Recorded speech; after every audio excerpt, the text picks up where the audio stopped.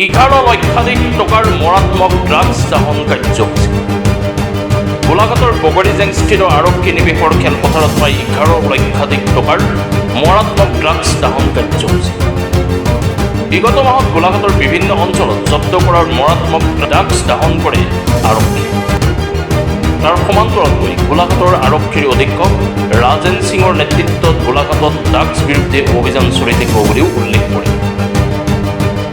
গোলাঘাট জিলাত বৰ্তমান মাৰাত্মক ড্ৰাগছৰ সৰবৰাহত পৰি বহু নৱপ্ৰজন্মৰ ধ্বংসৰ গড়লৈ গতি কৰিছে বুলিও উল্লেখ কৰিছে আৰক্ষীৰ অধীক্ষকগৰাকীয়ে। হয়, প্ৰত্যেক মাহৰ দৰে আমি এই মাহটো যিটো ডিষ্ট্ৰিক্ট ড্ৰাগ ডিছপ'জেল কমিটি হেৰি হৈ পেলাই আমি ড্ৰাগ ডিছপ'জ কৰিছোঁ। আজিৰ পৰিমাণটো কম, আজি টোটেল 54 গ্ৰামতকৈ অলপ বেছি আৰু 10,91,000 টকাৰ মূল্যৰ ইণ্টাৰনেশ্যনেল মাৰ্কেটত আমাৰ যিটো ড্ৰাগছৰ এগেইনষ্টে আমাৰ যি অপাৰেশ্যন সেইটো চলিয়ে আছে। আপোনালোকে গম পাইছে যোৱাকালিও ড্ৰাগছ ধৰা হৈছে। এই ড্ৰাগছখিনি মণিপুৰৰ পৰা আহিছিল আৰু এজন নৰেন দত্ত বুলি যথেষ্ট বয়সস্থ মানুহ, তেওঁ এখন টাটা এছ গাড়ীৰে 20টা চাবোনৰ কেছত 261 গ্ৰাম হেৰইন লৈ আহিছিল।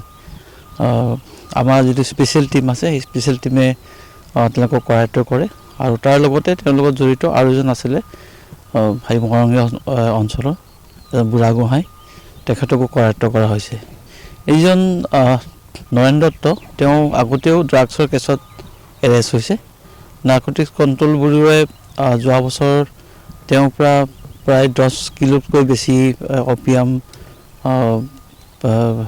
উদ্ধাৰ কৰিছিলে আৰু তেখেতক এৰেষ্ট কৰিছিলে।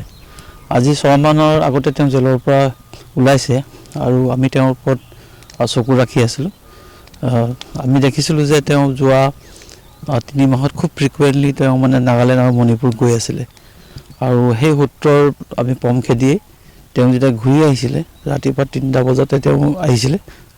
আমাৰ টীমো তেনেকৈ সাজু হৈ আছিলে আৰু ৰঙাজান অঞ্চলত তেখেতক ধৰা হ'ল আৰু তেখেতে এই যিবিলাক এই হেৰইন আনিছিলে সেই গাড়ীখনৰ দৰ্জাৰ পেনেলত তেওঁলোকে লুকুৱাই আনিছিলে কনচিল কৰি পেলাই। আমাৰ যি ড্ৰাগছৰ বিৰুদ্ধে অভিযান সেইবিলাক চলিয়ে থাকিব এনেকৈ।